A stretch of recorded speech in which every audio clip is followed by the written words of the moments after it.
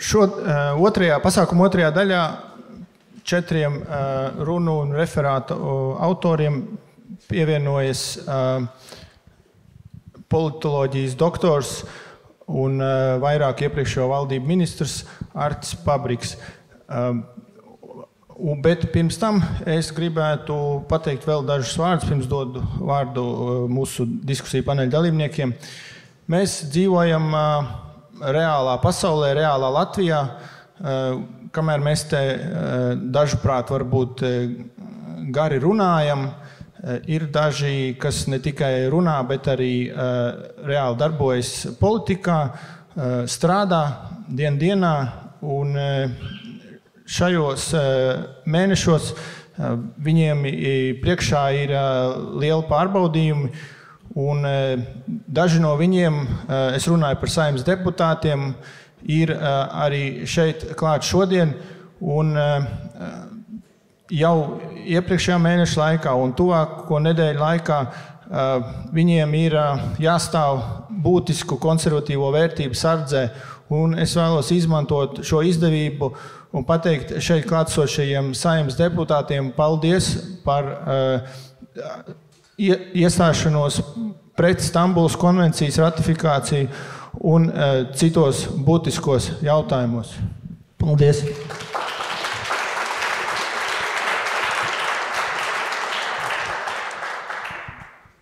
Un tagad, lai iesāktu šo te diskusiju panelī, došu vārdu Artim Pabrikungam, kurš varbūt pareflektēs par 4 referātos dzirdēto. Labvakar visiem! Un vispirms paldies par šo uzaicinājumu, par godu runāt starp izciliem, es teiktu, domātājiem un akadēmiķiem šeit, un arī šādā auditorijā. Es varbūt sākšu ar to, ka viens no iemesliem, kāpēc es piekrītu šovakar šeit atnākt, ir, jūs man uzķērāt uz tādu āķīšu tieši ar Rodžeru Skrūtonu. Tāpēc, ka es atceros 90. gadu sākumā, kad es aizbraucu studēt uz Dāniju un tur rakstīju savu doktora darbu. Protams, jūs zināt, kāda bija 90. gadu sākums, nebija daudz naudas. Un es iegāju vienā no grāmatnīcām Orhusā, Dānijā.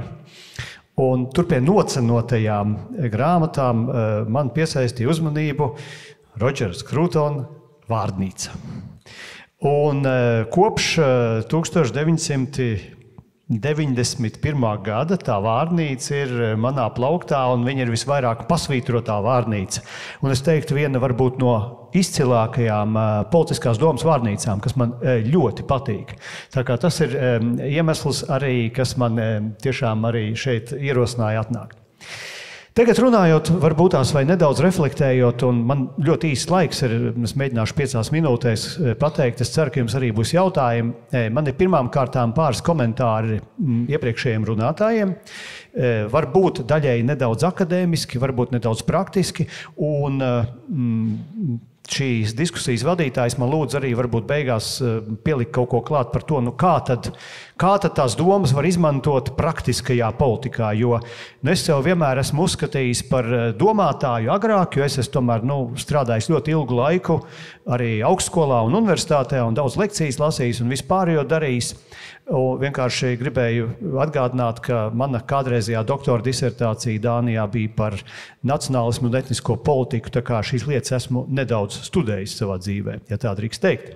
Bet, protams, ka man vienmēr interesēja tas praktiskais pielietojums un sevišķi identitātes jautājumi, jo bieži jau dzīvojot, studējot, mācoties vai mācot citus, mēs jau meklējam atbildes uz tiem jautājumiem, kas mūs pašus nodarbina. Un šajā gadījumā, kas nodarbinājas, ir arī atjaunoto mūsu valstu un mūsu tautu. Es domāju no sākuma, ka es iešu cauri varbūt ar tādām īsām refleksijām pēc kārtas, kā arī runātāji pirms starpbrīža runāja, bet visīsākais komentārs man ir par pēdējo priekšlasījumu, jo es tiešām nejūtos eksperts teoloģijā. Bet tāpēc es sākšu tieši ar pēdējo, un es gribētu pateikt, ka es visnotaļ neuzskatu, ka kristietība ir miermīlīga reliģija vai miermīlīga ticība. Tas nebūtu tā nav, jo citādi, ja mēs runājam par Latvijas drošību, no praktiskās politikas viedokļa droši vien, ka nebūtu izdevīgi, ka mēs te visi būtu kristieši. Bez tam es gribētu norādīt arī uz to, ka kristīgās ticības savstarpējo karu pamatā lielā mērā arī piedzima tā demokrātiskā, konstitucionālā, liberāla demokrātiskā politiskā sistēma, kurā mēs dzīvojam. Proti tie reliģiskie kari bija tik nežēlīgi. Un mēs zinām arī aicinājums no tribīnes. Mēs nemaz nerunājam par krusta kariem, bet es runāju par 16. gadsimtu, piemēram. Viņi bija tik nežēlīgi, ka vienkārši tā laika politiķi, aristokrāti, viņi sanāca kopā un teica, ziniet, draugi, jūs, es tagad runāju kā politologs, jūs, draugi, savus ticības karus risiniet baznīcā. Un tā tapa nodalīta laicīgā un nelaicīgā vara Eiropā, un ar to mēs lepojamies arī Latvijas konstitūcijā. Labi vai slikti, cits jautājums, bet tas ir viens no iemesliem. Otra lieta, mēs dzīvojam liberālā demokrātijā, un tas, ko es agrāk saviem studentiem stāstīju, un tas, ko es esmu mācījies, protams, arī, ir tas, ka tā saucamais liberālisms, un pašlaik mums jāvienojas par definīcijām, jo ar liberālismu es nesaprotu ne šos kultūru karu iniciatorus, ne arī visu pārējo, kas pašlaik šeit notiek. Es piedaru pie klasiskiem liberāļiem, kas uzskata, ka viena no augstākām vērtībām ir indivīds un brīvība. Liberālisms ir dzimis no kristietības. Tas ir viens no faktiem, jo tad, kad sabruka Maķedonijas Aleksandra impērija, tad cilvēks pazaudēja pilsētu valsti, un viņš sadūrās viens pats ar plašo pasauli, ko šie Maķedonijas Aleksandra iekarojumi bija parādījuši. Un viņam radās problēma galvā. Viņam radās problēma atrast savu identitāti. Tas vienkārši ievadam. Runājot par priekšlasījumiem, protams, ka man ļoti patika tas, ko Virbas kundze teica, un Hobbes, un Locks, un Rousseau, un arī Džons Rawls, un tie ir visi, uz kuriem mums politikā būtu jābalstās, bet mums ir jāatcerās, tā kā šis priekšlasījums bija lielā mērā par sabiedrības līgumu, ka šis līgums un ideja par šo līgumu radās apstākļos, kuros dzīvoja Hobbes un Locks, un tie bija pilsoņu kara apstākļi, kur Hobbes šo situāciju raksturoja kā visu karu pret visiem. Un tādā situācijā ir jābūt kaut kādai vienošanai starp sabiedrību, un tā mēs nonācām lēnām līdz konstitucionālai sistēmai, kur likums valda, nevis tas, kas var paņemt, es atvainojos, rokā koku vai ķieģeli un kaut ko paņemt otram pretējam nost. Pateicoties konstitucionālismam, gan valstīs, gan starptautiskajā likumdošanā, mēs varam nosodīt pašlaik Putinu, tāpēc, ka citādi vienkārši viņam ir vairāk spēku, viņš atnāca paņēma Ukrainu. Ja? Ja mēs runājam par identitātēm, un, protams, ka identitātei ir ļoti liela nozīme gan politikā, gan mūsu un jebkuras nācijas veidošanā. Šeit viens no runātājiem pieminēja to, ka tā bijāt laikam jūs, ka ir šie praktiskie dalījumi bieži, kā mēs raksturojam nacionālismu. Ir etniskais nacionālisms, vairāk politiskais nacionālisms, un tad, protams, lielākā daļa šo domātāju, kas nāk no Rietuma Eiropas, viņi tad saka, ka pie mums tas ir mazāk izplatīts, jūs tur esat tie etniskie nacionālisti Eiropas austrumos. Es esmu vienmēr pret to iebildis arī savu studiju laikā, jo, redziet, lai sabiedrība spētu pastāvēt, ir jābūt zināmam homogenizācijas līmenim, vienotības līmenim, kaut kam kopējam. Ja? Un tas ir viens no punktiem, kas ir vājš visiem tiem, kas pārlieku uzsver individu vai šo atomizāciju. Un rietumos vienkārši, Rietuma Eiropā, šī homogenizācija notika daudz ātrāk. Tas cilvēkiem vairs nebija svarīgi. Viņiem jau bija šī vienotā valoda, daudz maz vienotā kultūra, vienotā reliģija. Viņi spēja pievērsties kaut kam citam. Arī ne visur rietumos, piemēram, Spānijā tas tā nenotika, un tāpēc varbūt mēs šodien vēl joprojām runājam par neatkarības kustībām, nacionālismu vai kaut ko citu Basku zemē vai Katalonijā. Arī par skotiem mēs runājam, tie arī ir rietumi. Mēs pat Francijā varējām atrast tādus piemērus, bet austrumos, un šeit, ja mēs runājam par Latviju, tad kaut kādā mērā šī domāšana par mūsu identitāti tā jau nāca no tiem pašiem baltvāciešiem, ko Apalkungs šeit piemin. Viņi jau negribēja homogenizēties. Nebija jau tā doma, ka būtu jākļūst visiem vienādiem un jādara vienai tautai.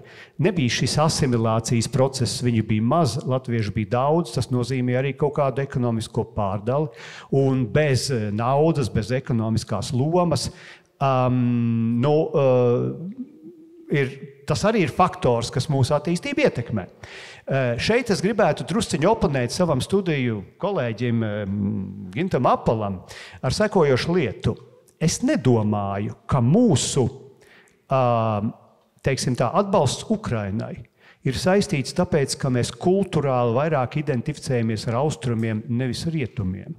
Piemēram, es pat īsti nebiju atklājis, cik atšķirīga ir ukraiņu valoda no krievu valodas, kamēr karš nebija sācies.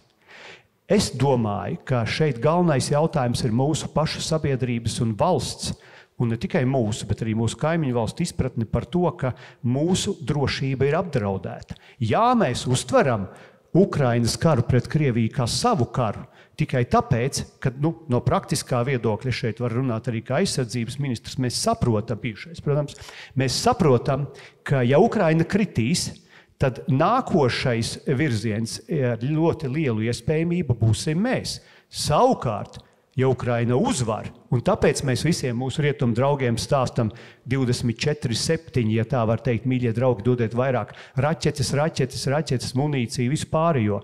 Ja Ukraina savukārt uzvar, tad uzbrukums Latvijai vai Baltijas valstīm ir praktiski neiespējams. Jo vienkārši Ukrainas robeža ir tik tuvu Maskavai, ka tur vienkārši ar lingu var aizmest. Vienkārši ir neiespējami uzbrukt Latvijai, ja Ukraina ir rinnējusi Krieviju. Un ja mēs skatāmies uz iestāšanos Eiropas Savienībā, arī tur nedominēja jau ekonomiskais jautājums. Ja jūs pašķirstīsiet tā laika avīzes, jūs redzēsiet, ka arī tajā laikā mūsu rietumu integrācija bija nevis par naudu. Nauda nāca pēc tam ar palīdzības projektiem, ar vispār un arī pirms tam, bet tas bija drošības jautājums. Vai nu tu esi ar Krieviju, vai nu tu esi ar Eiropu, un tu neesi uz tilta vai zem tilta. Līdz ar to drošības jautājums ir un dominēs, un kaut kādā mērā mēs šeit esam līdzīgā situācijā kā Izraela manā izpratnē, jo vienkārši neatrisinot drošības jautājumus, mums ir ļoti grūti risināt pārējās lietas. Protams, ka mūsu identitāte ir arī mums jautājums, jo mēs esam kaut kur jauna politiskā nācija. Bet ir ļoti grūti uzsvērt šīs politiskās nācijas pārsvaru par etnisko, tāpēc, ka pirmām kārtām šīs lietas nekad nav 100% nodalāmas. Jo mēs vienkārši varam veidot šo politisko virsbūvi tad, kad mēs esam daudz maz homogēni, un homogenizēties ir vienkāršāk tad, kad tu esi līdzīgs. Tev ir līdzīga pagātne, tev ir līdzīga valoda, tev ir līdzīga kultūra, tev ir līdzīgas tradīcijas. Ziemassvētkos nevis tā kā es tagad lasu, piemēram, tur, es atvainojos par vienkāršo valodu, bet spicē tur Sņegurka un Ģecmaros un kaut ko par Ziemassvētkiem runā. Tas, protams, izraisa neizpratni tādā Ziemassvētku tradīciju izpratnē no luterāņu vai katoļu viedokļu, jo tas ir saistīts vienkārši ar Padomju Savienību. Tas nav balstīts mūsu kultūras izcelsmē. Un ja mēs runājam par šo iespēju sevi uzņemt un kāpēc mēs pieļāvām kļūdas varbūt 20. 30. gados pret baltvāciešiem un ebrejiem, kāpēc mēs varbūt dažas kļūdas pieļāvām 90. gados, kad atjaunojām savu valsti, pret citām etniskām grupām bija vienkārši tas, ka tu nevari būt, kā angliski saka, all inclusive. Nācijai ir jābūt ekskluzīvai. Tev ir kaut kas, kur ir novilkts robeža. Ja tu esi viss, tu neesi nekas. Tev ir kaut kas, kas tu esi, un kaut kas, kas tu neesi. Un mums šai definīcijai bija jāiet cauri, un kaut kur arī jāiet pašlaik cauri. Un es esmu, kā praktisks politiķis, jau ilgus gadus, es esmu bieži domājis, kur tad Latvijā ir tā robeža, piemēram, no praktiskās politikas piemēra. Un viens labs piemērs ir, ja es pareizi atceros, Ušakova iniciētais šis te valodas referendums, kur ne tikai etniskie latvieši, bet pārējie pateica nē. Tas nozīmē, ka mēs varam akceptēt kaut kādu citu kultūru, kolektīvo identitāti, jo mums ir individuālā identitāte un kolektīvā. Mēs varam citu kultūru, kolektīvo identitāti savā valstī, savā nacionālā valstī akceptēt tik tālu, tik dziļi, kamēr viņa neizaicina mūsu nācijas fundamentālās kolektīvās identitātes lietas. Valoda latviešiem ir ekskluzīva, fundamentāla, kolektīvā identitāte, kur tika izaicināta ar šo referendumu. Par reliģiju, es atvainojos par dažādām ticībām, mēs neiesim demonstrācijās un nekarosim. Par valodu mēs karosim. Tas ir tā kā Īrijas gadījumā šis te joks, kur stāv šie karotāji tur Ziemeļīrijā uz ielas, naktī brauc automašīna, viņi aptur, viņi prasa, tu esi katolis vai tu esi protestants. Un viņi saka, tas šoferis atbild, es esmu ebrejs. Un viņš saka, tu esi katoļu ebrejs vai protestantu ebrejs. Jums tas nav svarīgi. Ja? Līdz ar to šis ir mūsu jautājums. Tātad all-inclusive mums nekad nevarēs būt. Individuālā identitāte mums var strādāt. Un tāpēc es sev uzskatu, es arī nākot šeit domāju, kas es esmu. Es sev uzskatu par liberālu kristīgo demokrātu, ja tā drīkst teikt. Un es uzskatu, ka mūsu gadījumā mēs varam akceptēt citas kultūras, citus individus Latvijas valstī tik tālu, cik tas ir pilnīgi līdztiesība individuālā līmenī, bet tad, kad tas nonāk līdz kolektīvai identitātei, tad tik tālu, cik tas neaizskar mūsu fundamentālās kolektīvās identitātes kā šīs valsts pamatnācijai. Un šeit ir viena problēma ar multikulturālismu.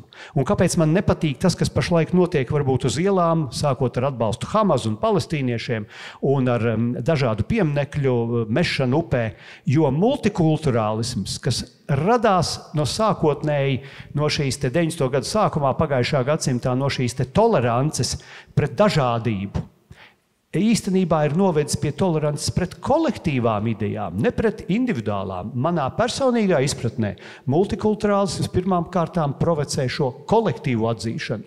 Un šeit pilnīga vienādība. Vienā vietā visur nevar būt. Vienmēr būs resursu trūkums, vai no ekonomisko, vai arī identitātes. Un mums ir jāizšķirās par labu vienam kaut kur un par labu otram.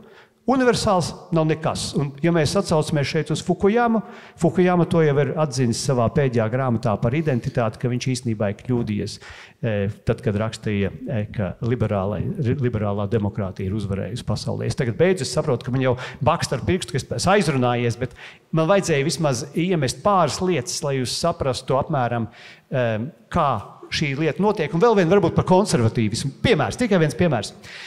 Konservatīvisms, ja liberālisms ir par brīvību, pirmām kārtām par brīvību un individu. Konservatīvisms, manuprāt, ir par ātrumu, kādā mēs attīstamies. Un nevienmēr viss, kas parādās jauns un moderns, sākot ar modi un beidzot ar politiku, ir pareizs. Un piemērs ir sekojošs. Pirms gadiem 15 mums bija viens no politiķiem, kas teica, nojauksim dzelzceļus, brauksim tikai ar automašīnām, autobusu kursēs starp pilsētām, nojauc dzelzceļu Rīga Ērgļi, piemēram, un kur mēs tagad esam ar dzelzceļu un automašīnām. Būtu bijusi konservatīvāka pieeja, varbūt būtu bijis citādāk. Paldies! Paldies! Runājot par konservatīvismu, es domāju, nevienam konservatīvajam saspicējās ausis, es atvainojos, par vienā referāta laikā, kad mēs dzirdējām, tas bija Priedītas kundzes referāta laikā, ka es atvainojos, ja es neprecīzi citēju, bet arī kādi jautātāji to paši jautāja. Proti, ka identitātes esot konstruētas. Un tad es te minēšu vienu tādu hipotētisku piemēru pats. Bet kā ar, piemēram, tūkstošiem cilvēku, kas ir kopā piedzīvo vienu unikālu notikumu, kur nav piedzīvojuši nevieni citi cilvēki? Vai viņi caur šo vienu notikumu neiegūst, vai notikumu sēriju neiegūst identitāti pilnīgi dabiski, nekādā ziņā nekonstruētu? Ar identitātēm ir interesanti. Jautājums par kolektīvajām identitātēm patiesībā Eiropas vēsturē un kultūrā ir aktualizējies salīdzinoši nesen. Arī tā ir tikai un vienīgi Eiropas jauno laiku vēstures parādība. Brūkot vecās tradicionālās sabiedrības sociālajām struktūrām, korporatīvajām saitēm, Par tām varēja teikt, ka cilvēku noteica viņa piedzimšanas fakts. Ja tu esi piedzimis aristokrāts, tad tāds tu savu dzīvi arī nodzīvos. Ja tu esi piedzimis dzimt cilvēka ģimenē, tad tas ir, kā rakstīja Latvijā dzīvojošs un strādājošs autors 18. gadsimtā, viens no dzimbūšanas kritiķiem, Johans Georgs Eizens, tad tas ir no šūpuļa līdz kapam, un brīvs tu no tā vari kļūt tikai nomirstot. Tad kāds jautājums par to, kas es esmu? Man tas ir skaidrs, tas ir dots iepriekš, un to grozīt vai mainīt ir ārkārtīgi grūti. Un tikai tad, kad cilvēki iegūst šo politisko brīvību, viņi iegūst mobilitāti, viņi paši kļūst sava dzīves gājuma, dzīves ceļa veidotāji, tad aktualizējas šis jautājums, kā saprast sevi starp visiem citiem, kā pozicionēt sevi, kas es esmu. Un ja normāli šī pašapziņa ir dota katram individam, un mēs atbildam sev uz šo jautājumu, tad, protams, arī šīm te grupām, ja, etniskajām grupām, nācijai, kā mēs redzam sevi, kas mēs esam mūsdienu pasaulē, kāda ir mūsu vieta, kādas ir mūsu attiecības ar mums tuvākajiem kaimiņiem, mūsu reģionā, plašākā tvērumā un tā tālāk. Būt viena notikuma aculieciniekiem, tas ir jauki. Es atceros tādu spilgtu notikumu, tur nebija tūkstošiem cilvēku. Es neatceros gadu, bet tas bija vēl pirms Latvijas neatkarības atjaunošanas, īsi pirms tam, kad uz Rīgu bija atbraucis Valmieras teātris, kas bija iestudējis Raiņa Daugavu. Publika ik pēc brīža cēlās kājās, jo mēs sapratām viens otru no pusvārdiem. Mēs dziedājām līdz, mēs turējām rokas viens otram uz pleciem, un otra tāda emocionāla momenta manā dzīvē, līdzvērtīga, pēc tam nav bijis, kaut gan ir bijuši arī daudzi citi spilgti notikumi. Jā, tas atstāja kaut kādas pēdas, bet lai runātu par kopīgu identitāti, tā veidojās ilgākā laika tādā nogrieznī, un te varbūt man ir iespēja burtiski pāris teikumos pateikt to, kam pietrūka laika pirms kafijas pauzes, ka modernā sabiedrība nav tabula rasa sabiedrība. Par to raksta Antonijs Smits savā etnosimbolisma teorijā, kurai ir arī citi nosaukumi, ilgā laika skatījums vai nācijas ģeoloģiskā teorija.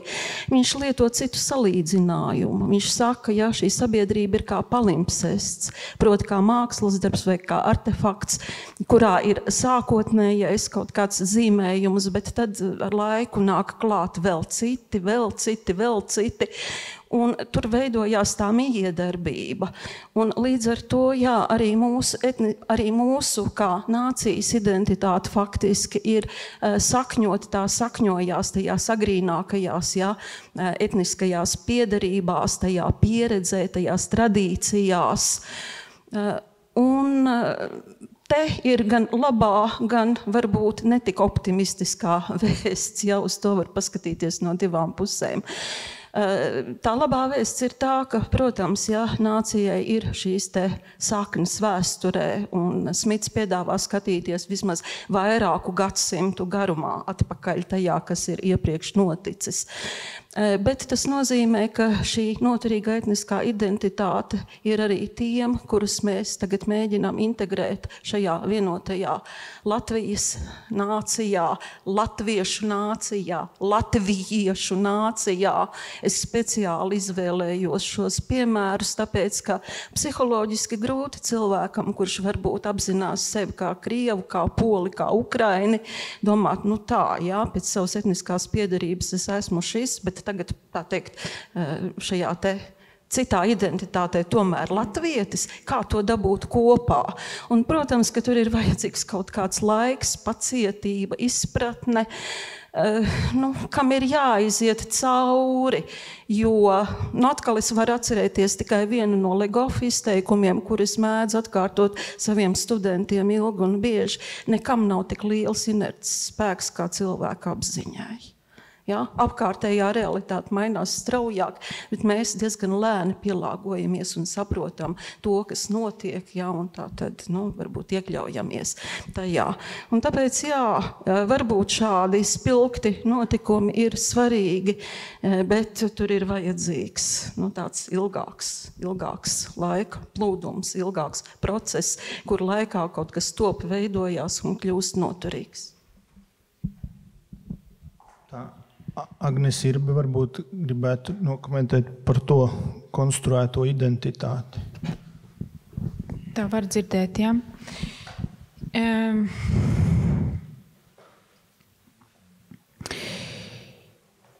Es kā īsten ticīgs cilvēks, man laiku pa laikam ir nepieciešamība atkārtot sev un citiem to savu krēdo. Un tad man iedevu tiku pie mikrofona, atkal atkārtošu savu krēdo. Portāls Telos, kas te ir augšā uzrakstīts, tas nosaukums. Ja? Viens no iemesliem, kāpēc mēs izveidojāmies un radāmies un strādājam kopā ar kolēģiem, ir spēcīga vēlme pretoties dekonstrukcijas procesiem. Spēcīga vēlme reālo pasauli, reālās cilvēka entitātes, stāvokļus, attiecības pārvest uz identitātēm, kuras ir subjektīvas, pareizi. Ja? Tāpēc es varu atkal tikai atkārtot. Es esmu sieviete, nevis identificējos kā sieviete. Es esmu latviete, nevis identificējos kā latviete. Es esmu māte un sieva, nevis identificējos kā tādas. Ja? Un es neatkāpšos no šī skatījuma. Tas balstās realismā, kur saknes ir vismaz Aristotelā, ja nesanāk. Mēs kā portāls, kā spējam, mēģinam ar to strādāt. Un tāpēc vēlreiz par tām, to mēģinājumu dekonstruēt tos etnosus un tautas un teikt, ka bet pirms 200 gadiem taču tur tā nebija. Un arī, ka neviens taču nevar uzrādīt to DNS analīzi, un tad vēsturnieki vēl tur to, un sociologi to, un vispār, ka tur tas galīgi tā nesanāk, un tā realitāte, kas ir cilvēku priekšā, viņa it kā atkāpjās un sāk izgaist. Un sāk kļūt pats ļaunākais, sāk kļūt it kā nepieklājīgi par to runāt. Ja, un es esmu tajās pozīcijās, kas ir arī filozofiskas pozīcijas, kad ir jāpratojas šim vilnim. Iedomājieties, tagad, ja es vai iejūkšu savu bērīti, man diemžēl nav, man ir mašīna, iekāpšu savā mašīnā un pabraukšu 200 kilometrus, paņemšu līdz 2-gadīgu bērnu. Iedomājieties, pārbraukšu pāri robežai, kur es nonāku. Es nonāku vietā, kur cilvēki man apkārt runā valodā. Es nevienu vārdu nesaprotu, ko viņi runā. Es domāju igauņus tagad, kā piemēru. Un es palūdzu iztulkot angliski viņu jokus. Man nav smieklīgi tie joki. Saprotiet? Vai viņi man nodziedās dziesmas priekšā? Es nevienu to dziesmu nezinu. Un tas 2-gadīgais bērns, kas man ir līdz tā pateiks, viņš rādīs ar pirkstu, tie nav latvieši. Kas tie ir igauņi. Un viņš man prasīs, kas ir igauņi. Tā ir cita tauta. Tauta, sengrieķu valodā, etnos, tas ir cits etnos. Viņi dzīvo tur aiz robežas. Un mēs varam šķīdināt to visu un teikt, bet tur ir tādi jaukteņi. Jā, protams, tur dzīvo arī krievi, bet viņi runā igauniski. Jā, mēs visu to varam, bet mums pazūd tas kodols. Un man ir svarīgi viņu saglabāt. Ja? Es esmu latviete, es neesmu igauniete, tur dzīvo igauņi, viņi nav latvieši, mēs esam kaimiņi. Bet mums katram ir sava zeme un pa vidu ir robeža. Paldies!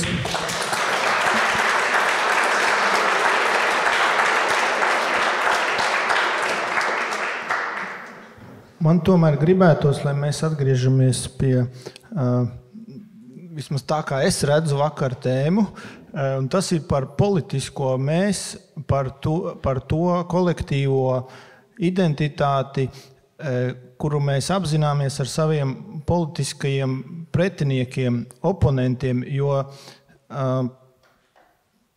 labāk, lai runā gudrāk cilvēki, bet mans jautājums bet īstenībā cilvēku ar doktora grādu jautājums ir teologam Valdemāram Lauciņam, kā teoloģiskā kontekstā šķirami mēs no nemēs? Kādi ir kritēriji?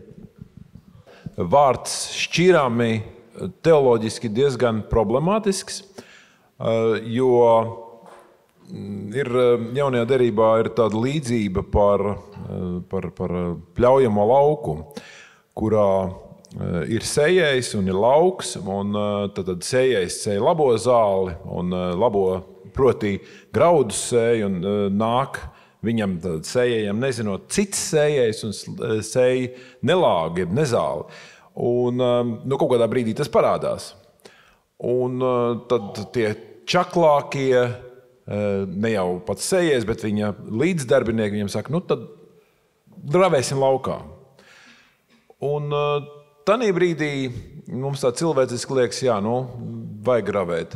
Bet sējējs, kas ir šī līdzībā ir Dievs, viņš saka ko citu. Viņš saka, pagaidīsim, lai nobriest. Un tāpēc ar to šķirošanu tur jābūt ļoti uzmanīgiem. Ka mēs šķirojot nesadaram kaut ko tādu, ko nevajag darīt. Un tāpēc, katrā individuālā situācijā noteikti tas lēmums jāpieņem individuālam cilvēkam. Es teiktu tā, nav formulas. Es un mēs dalīšanā. Es teiktu, ka ir individuāla situācija, kurā individuālam cilvēkam balstoties uz sava amata, savas prasmes, un tā starpā arī savas dievatziņas ietvaros tā, lai viņš var droši šķirot. Un tad jau viņš nesīs šīs šķirošanas sekas.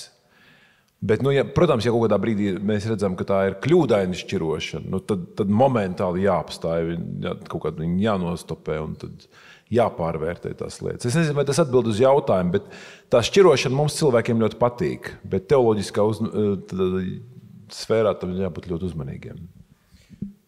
Paldies.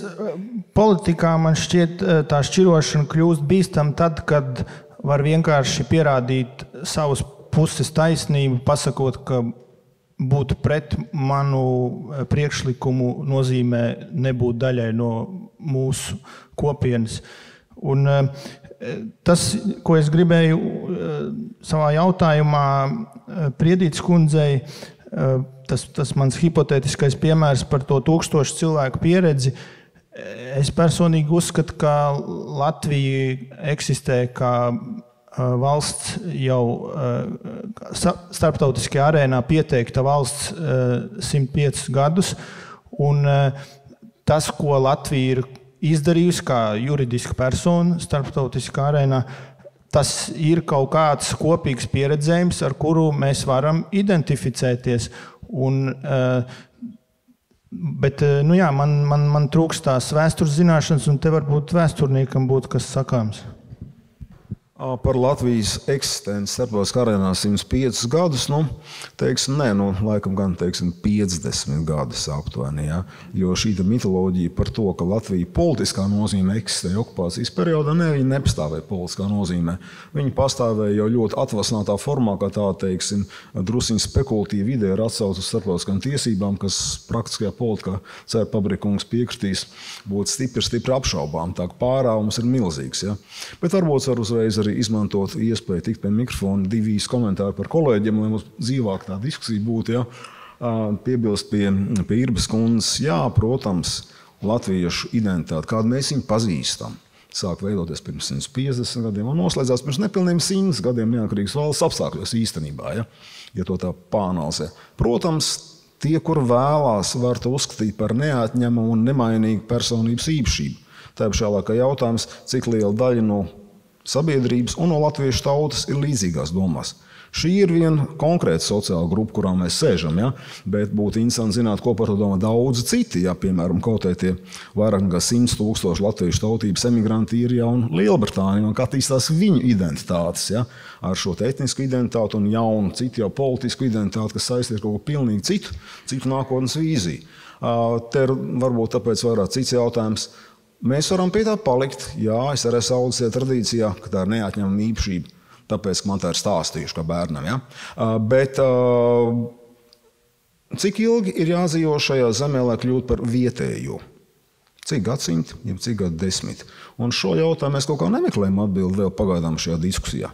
Cik ilgi?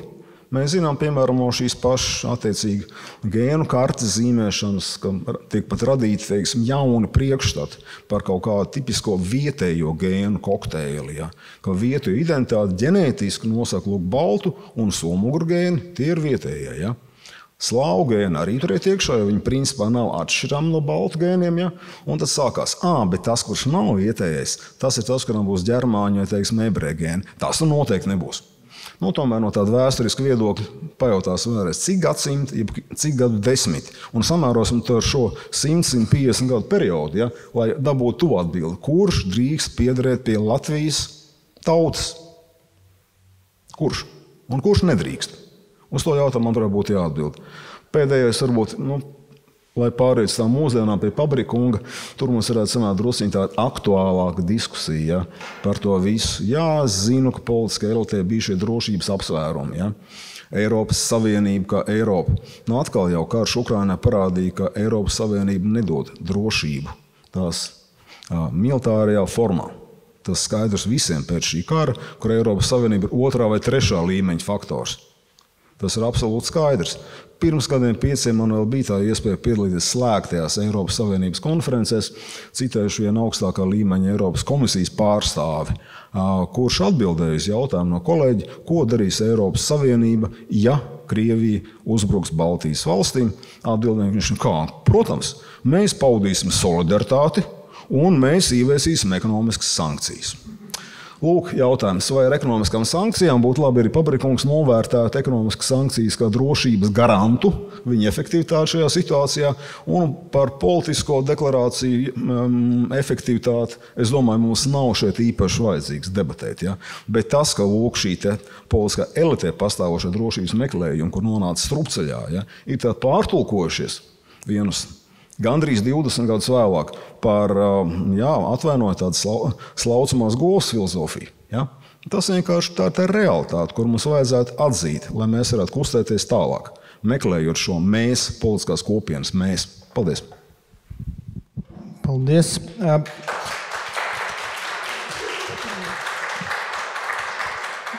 Kāds no dalībniekiem uzdod, man liekas, to jautājumu, mēs varētu apiet apkārt, lai viss iesaistīt, bet es nepieļaušu to iesācēju kļūdu un nedošu jums vairāk mikrofonu. Jums tur ir 2.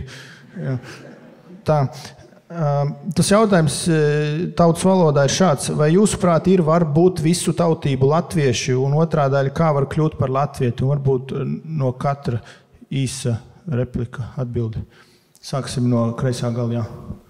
Tas ir sāksim ar teoloģiju, vai ne? Pareizi. Es domāju, ka mana personīga atbilde būtu jā, jo es varbūt pretēji kādiem citiem uzskatiem šeit, es neuzskatu, ka ir kāds, teiksim, tāds bioloģisks lielums, kas atdalītu cilvēku no latvietības. Es ticu tam, ka tautu veido vairāk interešu kopība, un tas ir visnoturīgākais lielums. Un manā skatījumā vēsturiski arī tas pierādīs, ka interešu kopība ir reliģija pamatā. Vai mēs to saucam vai nesaucam par reliģiju, tas ir cits jautājums. Bet pēc būtības funkcionāli tā ir reliģija. Un tad tas kaut kāds ārējais, iekšējais faktors, tas ir krietni vien pakārtojums. Bet, jā, es pieļauju, ka šeit es būšu diezgan vientuļš savos uzskatos. Paldies. Visu tautību latvieši. Tur ir savi nosacījumi, par kuriem jau runāja Pabrika kungs. Tie, kas pārstāv, tagad ir modē nedaudz atcerēties Huntingtonu un civilizāciju konfliktu. Tie, kas ir citas civilizācijas, citu vērtību, principiāli nesēji, un kur tas ir kaut kāds būtisks struktūra elements viņu etniskajā identitātē, ar šādiem cilvēkiem būtu ārkārtīgi grūti.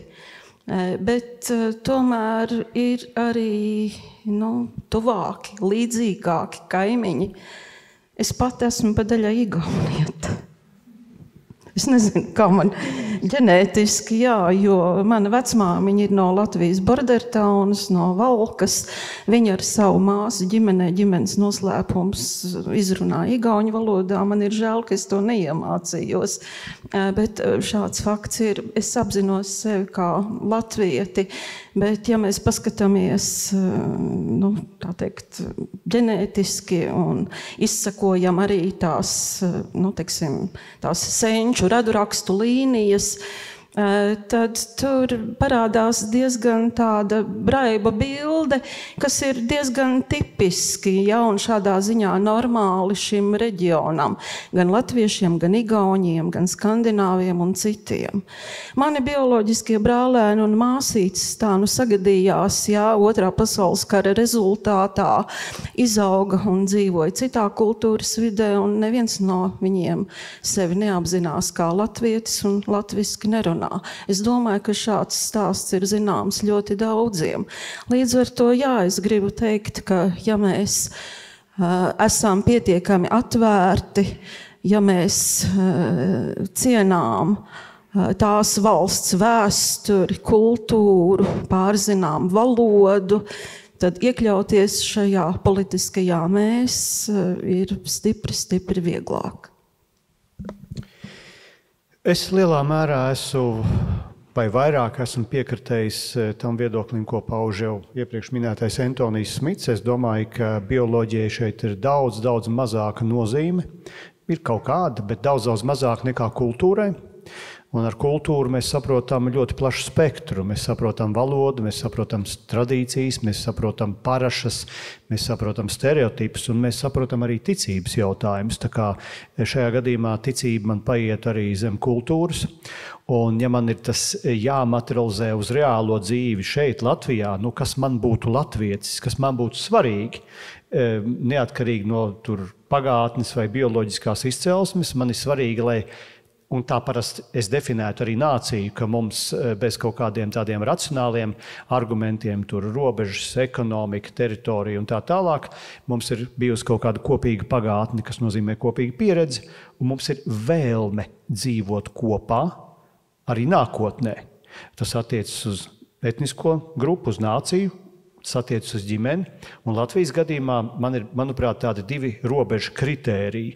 Viens kritērijs, es uzskatu, ka Latvijā man ir jābūt visur spējīgam runāt latviešu valodā, un man ir jāsņem atbildi latviešu valodā pilnīgi jebkurā vietā, un es neredzu nevienu iemeslu, kāpēc es savā valstī man būtu jāpāriet uz kādu citu valodu, lai runātu ar šeit, teiksim, dzīvojošo pilsoni. Es saprotu turistus, iebraucējus un tā tālāk, tas ir viens kritērijs, valoda manā izpratnē.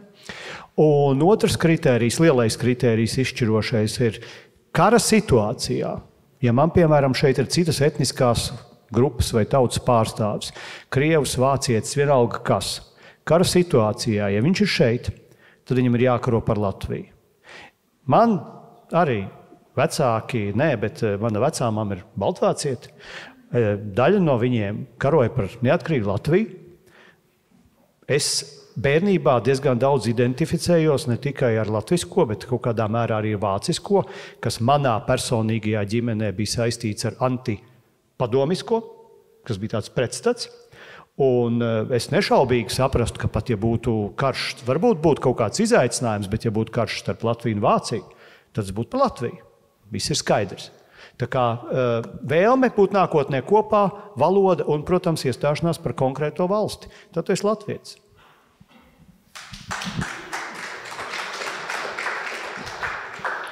Es tad atkal atkārtoju, ka man etnicitāte, tautība ir objektīvas kategorijas, kas pastāv dabā, nav atkarīgs no cilvēka izvēles un ir tādas, kādas tās ir. Nav nekāda sakara ar emocijām vai kaut kādu vēlmēm vai kaut ko tam līdzīgi. Ja? Emocijas un vēlmes ir vienkārši citā kategorijā.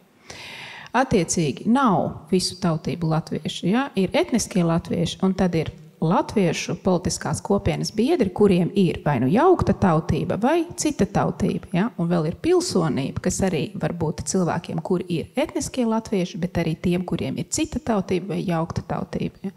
Tādējādi, ja? Lai būtu skaidrība. Un man liekas, ka šī skaidrība ir pietiekami nozīmīga. Katrā ziņā man liekas, ka visu to jēdzienu samaisīšanu kopā un apvīšanu ar emocijām, viņa nekur produktīvi neved. Ja piedzimst bērniņš, kuram ir mama latviete, tētis spānis, šis bērniņš ir pa pusē latvietis, pa pusē spānis. Tas ir tas, kas šis bērniņš ir. Šo bērniņu var integrēt vai nu latviešu valstiskajā kopienā vai Spānijas valstiskajā kopienā, vai varbūt abās. Un kāda viņam būs pilsonība, tas vēl atkal ir, varbūt abas būs. Tas atkal ir cits jautājums, bet viņš objektīvi ir pa pusē latvietis, pa pusē spānis. Viss.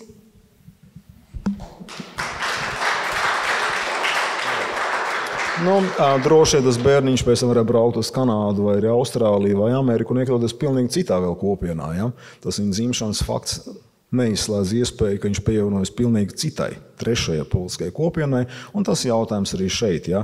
No jautājuma formas jau būtu izriet tas, ka latviešiem kā slēgtai etniskai kopienai ir vienkārši tiesības pieņemt vai nepieņemt kādu cilvēku. Un objektīvu kritēriju nav, tas cilvēks var līst ārā no ādas. Ja? Runāt latviski, cik viņš labi grib un paust savu lojalitāti visos veidos, bet latviešiem vienalga ir tiesības viņu nepieņemt, un tas ir ietver šajā jautājumā. Es labāk īsumā paskaidrošu, no kā tas, manuprāt, nāk. Atkal jau mana funkcija ir vēsturnieka funkcija, nevis kāda cita. Un tagad, ka visa mūsu politiskā kultūra, kur konservatīvisms ārkārtīgi maz, ja, dominē divas lietas, pat ne liberālisms, ja, šis jaunatviešu liberālais stīga, ja, principā divas lietas. Nacionālisms pēc Vācu nācijas formulas, kur Hannes Kolns ir aprakstījis, ko Priedīs kundze labi minēja, 3 lietas jābūt. Ja? Jābūt tātad attiecīgi kopīgai izcelsmei, kopīgai valodai, kas nosaka domāšanas veidu, un vēl ir vajadzīga kopīga ilgstoša vēsturiskā pieredze. Ja? Un tas to nosaka. Un pēc tam vienkārši var nepieņemt to cilvēku uz vienu no šo 3 kritēriju pamatiem, ja? Vai tā nav izcelsmes, vai pieredzes, vai valodas. Ja? Un tas ir subjektīvs process, objektīvu kritēriju šeit diemžēl nav, lai gan juridiski jebkurš cilvēks var deklarēt savu tautību kā latvietis, arābs, kaut kas pilnīgi cits. Ja? Juridiski šķēršļu šeit īstenībā Latvijā nav. Un man drusku pārsteidz, ka šī mūsu diskusija ir pilnīgā pretrunā ar visiem mūsu valsts tiesiskajiem aktiem. Ja? Piebildīsim arī tāpat ideja, ka latviešu tautai piederot suverenitāti. Kurā Latvijas valsts tiesiskajā aktā, kurā satversmē mēs esam atraduši, ka tieši latviešu tautai pieder suverenitāti? Tie bija tādi Gustavu Celmiņa sapņi, ja? Kas nepiepildījās. Bet iemesls tāds, ka dominē 2 politiskās idejas, nacionālisms un agrārais sociālisms. Ja? Tā ir tā lieta, kas mums ļoti noderēs vēstures analīzē. Mēs pārāk daudz paļaujamies padomu periodā kultivētajam marksismu kultam, ja? Par to, ka it kā, teiksim, lūk šis te klasiskais marksisms ar uzsvaru uz industriālā proletariāta lomu, kas dzen vēstures progresu, ka tas bija tas. Realtātē jau pie mums dominēja Krievu agrārais sociālisms. Tas nav tikai Krievu, arī Nestors Mahno bija agrārais sociālists. Tas nāk no sociāli revolucionāriem ar viņu uzsvaru, ka nevis proletariāts, bet laucinieki, zemnieki ir tie cilvēki, kas arī toreiz bija sabiedrības vairākums. Ja? Latvijā 2/3, ja? Attiecīgi austrumos vēl lielāks. Un kombinējot nacionāls un agrāro sociālismu. To ideju, ka laukos pastāv viena veida sabiedrība un pilsētās cita. Ja? Ka laukos, teiksim, tā tad vajag zemnieki interesēs ekspropriēt muižniecību kā tādu, vienalga, baltvācu, krievu vai vēl kaut kādu, un sadalīt šo zemīti nevienlīdzīgi starp zemniekiem. Nevienlīdzīgs uzsvērš. Ja? Ar agrā reformā palika 1/4 daļa cilvēku tukšā un vēlāk aizgāja pie kreisiem ar šī sarūktinājuma, tā kā Kalpujas, Berklausnīs pārējā. Ja? Lūk, savienojot to, mēs dabūjam vēl šodienas realitāti, kur lauku apvidos darbojās vienas juridiskās normas attiecībā uz īpašumu tiesībām un pilsētās citas. Un tas pats ir arī par neatkarīgo Latviju. Pirmo neatkarības posmu, kurā praktiski darbojas pilnīgi citi tādi sabiedrības uzbūves principi lauku apvidos un pilsētās, bet ņemot vērā to, ka 2/3 cilvēku un sevišķi latviešu laucinieki, tad viņi nevien fiziski, bet arī mentāli dzīvo lauku sētā, un tad viņi uzskata, ka tam tā būs būt mūžīgs. Svešinieks nedrīkst zakt man sāboles, ja? Un ka neviens nedrīkst traucēt manu mierīgo izolēto dzīvi. Ļoti žēl, pasaule tā nefunkcionē. Ja? Ir ļoti daudz izaicinājumu, ar ko ir jātiek galā, un tiesības var tikai izcīnīt. Ja? Viņas nav nemainīgas pašas par sevi, tikai tāpēc, ka es vēlos dzīvot mierīgi un lai neviens man netraucētu. Un šis pēdējais jautājums mums atpakaļ pie jautājuma, kas cilvēkam ir jādara, lai viņš varētu kļūt par latvieti. Es domāju, ka latvieši kā politiska kopiena ir izsmēluši sevi šodien. Izejot no šīs zāles durvīm, mēs atkal nonāksim labākajā iespējamajā Latvijā, kur, manuprāt, nav pietiekoši laba.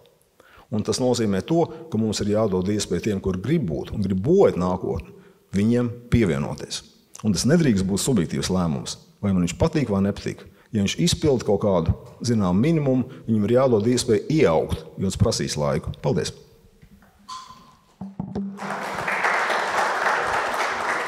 Paldies!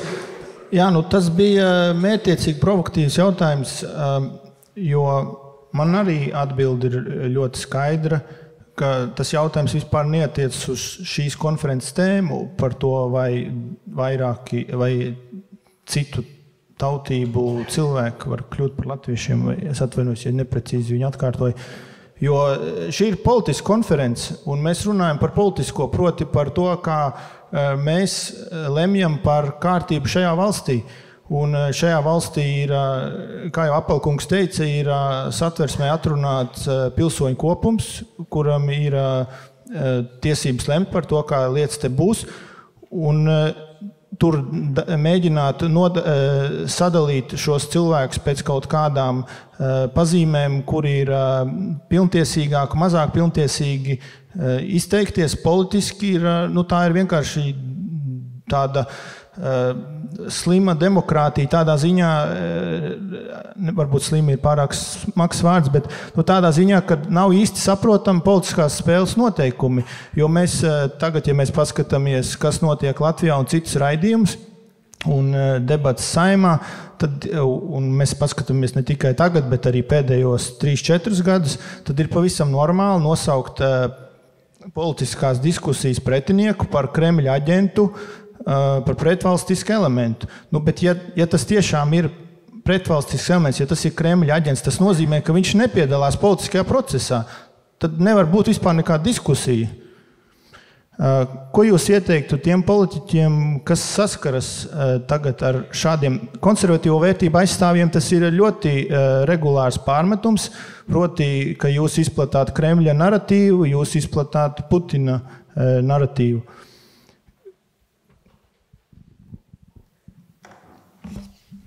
Tā ir vienkārši šīs izslēgšanas kultūras forma, kur ir laikam ļoti liederīga nevien liberālajiem un progresīviem politiķiem, bet vienādā mērā pilnīgi visiem. Ja? Ļoti labi to visu norakstīt. Ja? Te mēs labāk paiesim atpakaļ uz situāciju pirms gada. Ja?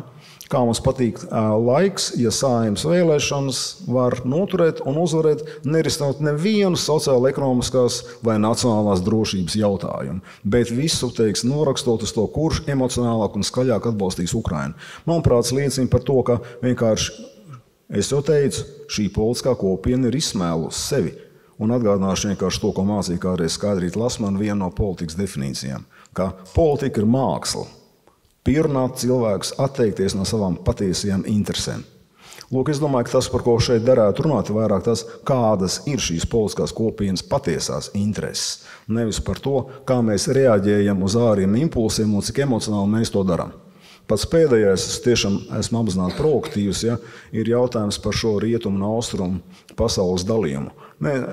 Tā gan būs man personiskā definīcija, vērojot pēdējā laika norises, ja, arī sakarā ar karu Ukrainā, proti, ja rietumos pilsoņiem nepatīk, ka viņu nodokļu nauda tiek zakta, tad, austrumos to uztver kā normu un racionāli mēģina piedalīties šajā procesā. Tā ir tā dalījuma līnija. Un par to jautājumu, kura sabiedrība ir koruptāka, Krievijas vai Ukrainas sabiedrība, tad mums būtu jālasa tie paši Eiropas komisijas dokumenti, starptautiskā organizācija dokumenti pēdējos 10 gadus laikā, kur ļoti ir skaidri pateicis, ka korupcija ir endēmiska abās šajās valstīs.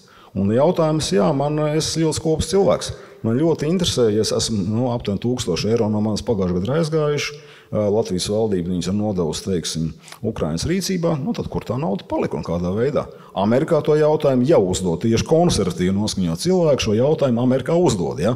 Eiropā arī šur un tur to uzdod. Mēs vēl neesam nobrieduši, mēs kaut drusku esam lēni. Ja? Mēs vēl neesam sapratuši, ka 7. oktobris ļoti daudz ko mainīja.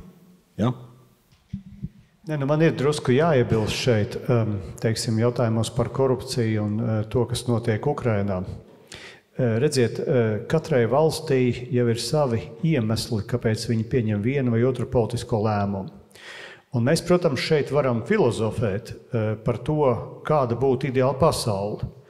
Un ar to atšķirās, piemēram, sengrieķu domātāji Platons un Aristoteles no vienas puses, kur gribēja uzbūrt, kādai būtu jābūt ideālai cilvēku pasaulē. Ar to viņi atšķirās no tāda domātāja, kā, piemēram, Nikolo Machiavelli. Man viņš ir mīļš, kāpēc? Tāpēc, kad es viņu uzskatu par pirmo politologu tādā Eiropas vēsturē. Ja? Un es tev asociēju vismaz daļai ar politologu, ne tikai ar politiķi. Un tā problēma, kāpēc, piemēram, vispār, starp citu, Machiavelli ļoti iestājās pret korupciju, ne tikai materiālo, bet arī morālo. Kāpēc, piemēram, politiķa profesija ir netīra profesija? Padomāsim par to, kāpēc bija labs cilvēks, strādāja augstskolā, strādāja uzņēmumā, piedalījās vēlēšanās, kļuva pēkšņi par ļaundari pēc vēlēšanām. Zāglis, nelietīgs, amorāls, jūs taču zinat visu to. Kurš grib būt par politiķi mūsdienās, ja? Protams, ja jūs pajautātu to ideālam domātājam kā Platonam vai Aristotelim, viņš jums tajā laikā būtu pateicis, mīļais draugs, ja tu nepiedalies politikā, tad tu esi izniekojis savu dzīvi. Jo tavs pienākums ir būt politikā un pieņemt lēmumus. Tas bija sengrieķu domātāju teiktais. Bet tad mēs nonākam līdz politikai, un politikā tu kā cilvēks sastopies, un tāpēc viņi ir netīri, tu sastopies ar to, ka tev ir jāpieņem lēmumi neideālā situācijā, neideālā pasaulē. Viņi nebūs labi lēmumi.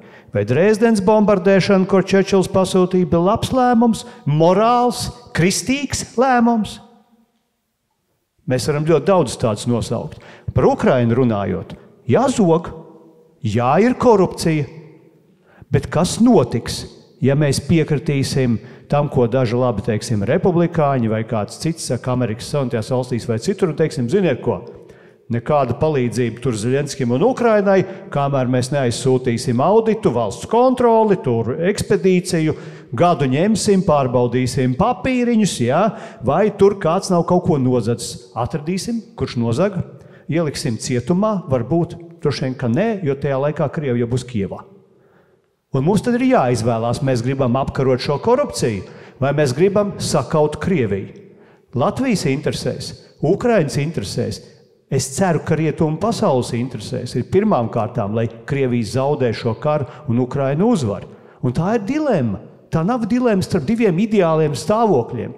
Tā ir dilemma, kas ir jāpieņem šodien, un tevi sauks par to par netīru, par korumpētu, vēl par kaut ko. Jā, nav ideāla lēmuma. 90% politisko lēmumu nebūs ideāli, viņi būs vismaz daļēji netīri un sasmērēti. Un tad tā ir jūsu dilemma. Jūs varat akadēmiski runāt un stāstīt, kas ir pareizi vai nav pareizi. Vai jūs varat iet un mēģināt, jā, varbūt sasmērējot rokas, bet izdarīt kaut ko, kas ir šajā dienā svarīgs. Jo tā otrā izvēle būs vēl sliktāka. Un tāpēc es šajā gadījumā, jā, piemēram, es tagad neesmu aktīvā politikā, bet es pievērtu acis uz korupciju Ukrainā, jo man vajag vispirms to uzvaru. Un tad tiksim galā, kas tur pēc tam ir bijis. Jo otrādāk es nevaru. Otrādāk mana valsts ir apdraudēta, mūsu robežas ir apdraudētas. Ļoti vienkārši. Un es, starp citu, tomēr ticu vairāk arī Latvijas valstī un tautai. Es nedomāju, ka mēs esam sevi izsmēluši. Tas, ka mēs negribam kaut ko darīt, tas, ka mēs neizdaram to, tas, ka mēs neizdaram šīs izvēles. Jā, varbūt pat mēs negribam rokas sasmērēt, lai kāds cits to dara. Un tad es būšu tīrs un labs, tāpēc Machiavelli arī nodalīs divas morāles. Ir kristīgā morāla un ir politiskā. Tad, kad tu esi politikā, tava lojalitāte nav tikai tīrajai, labajai morālei un baznīcai. Tava lojalitāte ir arī tam uzdevumam, kas tev ir jādara. Un tas uzdevums, protams, nav tavā labā, bet valsts labā. Un tad tu izvēlies. Jā, kolēģi, paldies. Tas ir, tomēr mēs ejam tādā bišķiņa, teiksim, dialogā, es tūlīt beigšu, ja? Bet jautājums laikam ir par to, vai mēs gribam dzīvot tā, kā vakar, jeb dzīvot labāk un citādāk. Un šī tā ideja, ka mēs gribam dzīvot tā, kā teiksim, līdz šim, ja? Apzinoties šīs situācijas nepilnības, mēs nemeklējam ceļus, kā kaut ko uzlabot, tāpēc, ka perfekta lēmuma nav, un mēs esam tikai sargāt to, kas mums ir bijis vakar, un motivēt savu rīcību ar bailēm no kaut kā. Jā, tas ir tāds ļoti dziļā vēsturiskā trauma, ka rīcība motivē bailes, ja? Ka tas, kas bija vakar, teiksim, varbūt vēl sliktāk, tāpēc kaimiņos dzīvo krievs. Ja? Ir tikai viena problēma, ja? Attiecīgi, ka, manuprāt, nav principiālas atšķirības sociāli starp dzīvi Ukrainā un starp dzīvi Krievijā no tāda vidusmēra. Man teiks armijas draugs vēl pateica, ja? Kas zvanīja šīs krīzes sākumā, kā viņam iet. Ja? Viņš teica, zini, man vienalga tie zagļi vai šie zagļi. Tas vienkārši cilvēki atbild no Ukrainas. Kas kaut ko rāda, ja? Un tas ir šis jautājums. Bet, ja mēs gribam meklējam šo mēs šajā zālē, tad mēs laikam runājam par nākotni, kādu politisko kopienu būvēt un ko panākt caur šo politisko kopienu. Ja? Tā nav šī visu laiku refleksija par pagātni un mūžīgām bailēm. Ja? Tā kā mums laiks tuvojas beigām, varbūt īsts repliks no es varētu vienu īsu mazāk. reakciju. Es pilnīgi norobežojos no jebkādām politiskām akcijām. Man sabiedrība interesē. Bet atbildot uz jautājumu vienalga, kur zāgļi. Īsts stāsts no manas personīgās pieredzes sarunā ar vienu bijušo Krimas iedzīvotāju. Pilnīgi nejauša satikšanās, pilnīgi nejauša, neplānota. Viņš bija taksists, man vajadzēja kaut kur braukt, sākām runāt, izrādās viņš ir no Krimas. Un tas bija jau 15. gads, nesen bija visi tie aneksijas notikumi notikuši. Un es viņam jautāju, kāpēc jūs esat šeit? Un sāsam bija dziļāka sakna. Viņš teica, ziniet, es esmu balsojis par Krimas pievienošanos Krievijai. Un es viņam vēlreiz jautāju, kāpēc jūs esat šeit? Ja mēs izējām no pieejams tāda pieņēmuma, ka visi zagļi vienalga, kurš ir zagļu zog. Un viņš man pastāstīja, redziet, es esmu mazā īpašumā pārvalde. Tad viņam bija mazais īpašums, vai bija kafejnīca, vai frizētā, varbūt abi divi kopā, es neatceros. Viņš teica, ziniet, kamēr bija Ukraiņi, tikmēr viņi zaga. Jā, viņi zaga. Atnāca Krievi un atnāca Čečeni līdzi. Un man vienkārši atņēma. Tāpēc es domāju, ļoti šauri ir skatīties uz lietām te tagad ar vienkārši pieņēmumu visi vienādi. Nav visi vienādi. Pat zagļi nav vienādi. Un tāpēc es vairāk piekrītu tam uzskatam, ka mums ir jāspēj izvērtēt kaut kāds tāds ilgtermiņa labums. Tik daudz atvainojos. Paldies. Un vēl, Priedītes kundze, ja jums ir kādi noslēdzoši vārdi, mēs te diezgan daudz ko atvērām. Par noslēdzošie vārdi par to, kas ir mēs, ko jūs gribētu, lai politiķi šeit klātesošie un topošie likt aiz auss.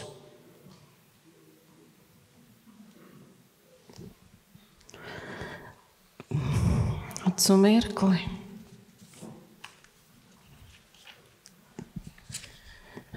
Mēs kaut kā ļoti daudz runājam, un tas ir dabiski, tā ir tā politiskā realitāte, Latvija, Austruma Eiropa, Ukraina. Paskatīsimies, kas notiek Latvijā. Pāris dienas atpakaļ portālā Satori bija publicēts Agra Bitāna raksts, vai Latgale veido mūsu nācijas daļu.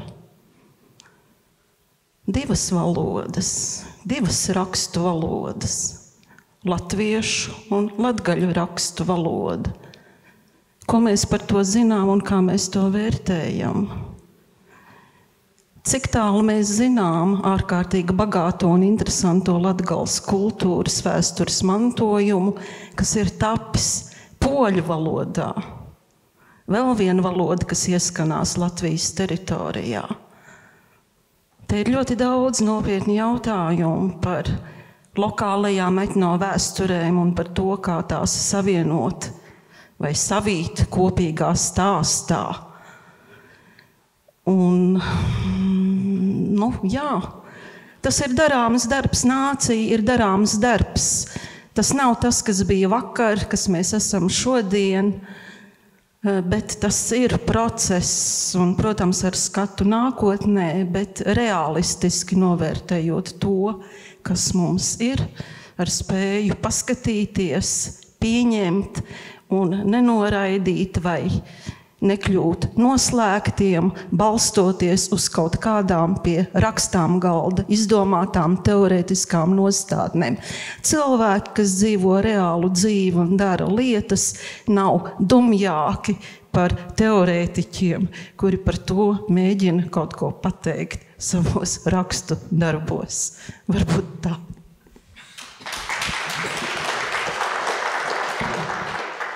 Un vēl tad noslēdzošie vārdi Agnesei Irbei par to, kas ir mēs, ko vajadzētu saprast politiķiem. Tātad, kas ir mēs, attiecībā uz Latviju? Mēs sākām ar Skrūta un pieskārāmies tam Lielbritānijas gadījumam, kurš arī nav vienkārši, bet ir sarežģīti citā nozīmē nekā ir pie mums. Protams, ka mēs ir Latvijas pilsoņi. Tas ir skaidrs, jo tikai tie, kam ir pilsonība, ir politiskās kopienas locekļi, nodokļu maksātāji, vēlētāji, tie cilvēki, kuri var līdzdarboties tajos lēmumos, kas tiek pieņemti, un uz kuriem arī tas tiešā veidā attiecās, vai ne? Tas taču ir skaidrs. Kāpēc visu laiku, manuprāt, atkal un atkal paceļās tas etniskais jautājums, arī es viņu paceļu? Tāpēc, ka viņš ir svarīgs. Kāpēc viņš ir svarīgs? Mūsu vēstures dēļ. Mums tā vēsture ir briesmīga. Paskatieties tos tautas skaitīšanas datus. Es skatījos, 35. gadā bija tautas skaitīšana. Latvijā dzīvoja 80% etniskie latvieši. Latvija tika pretiesiski okupēta.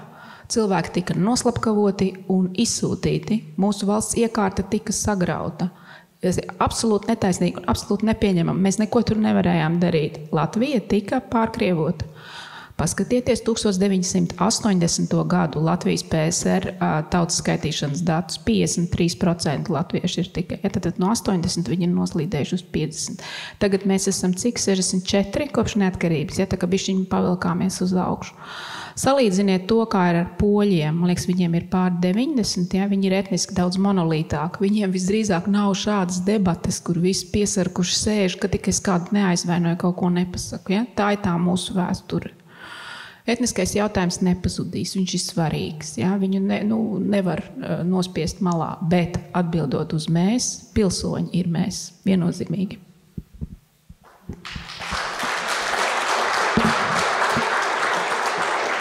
Paldies! Tā, ar to arī mūsu laiks, mums atvēltais laiks šeit ir beidzies. Paldies viesiem, runātājiem un paldies dalībniekiem. Par nākamo pasākumu ziņosim tuvākajā laikā. Plānots ir 12. decembrī šeit pat, bet vēl precizēsim. Un paldies, un vēl var laikam bišķiņ kaut ko iestiprināties, bet pārāk ilgi mēs te nevaram uzkavēties. Paldies!